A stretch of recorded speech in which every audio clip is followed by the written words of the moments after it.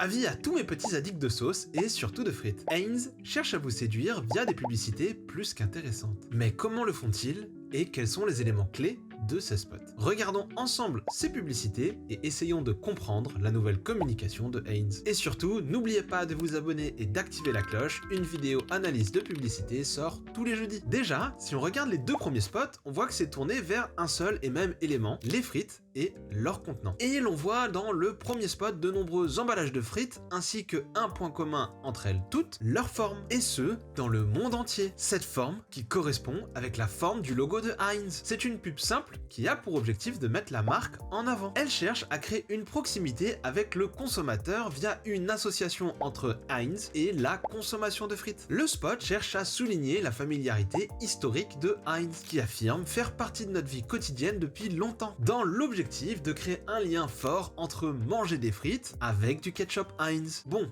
maintenant que Heinz a installé cette connexion, comment peuvent-ils innover? C'est là qu'intervient le second spot, car celui-ci cherche à mettre en avant une certaine innovation. Et ce n'est pas un nouveau goût ou une nouvelle recette, mais améliorer notre expérience consommateur avec un packaging utile. Mais pourquoi Heinz cherche à faire cela? Heinz propose une solution à un problème qui existe depuis si longtemps et cherche à montrer qu'ils sont là pour nous. Mais surtout, la marque cherche à renforcer l'association entre consommer des frites et manger du ketchup Heinz. Comme si on ne pouvait pas manger des frites avec autre chose que du ketchup Heinz. Heinz cherche donc à rendre impossible de dissocier les deux. L'objectif est clair, renforcer la place de la marque dans le cœur des consommateurs. C'est du pur génie, dans une campagne tournée vers ses consommateurs et ses propres valeurs, et pas totalement sur son produit. Par ailleurs, dans la dernière publicité pour le Super Bowl, Heinz montre vraiment qu'il cherche à être présent dans les moments importants et surtout s'inscrire dans une certaine convivialité. Avec cette pub montrant qu'on peut avoir une tireuse à ketchup et cherche donc à associer le moment convivial à la consommation de frites et du ketchup Heinz. Voici un très bel exemple d'optimisation et d'exploitation d'image, mais également de compréhension de ses consommateurs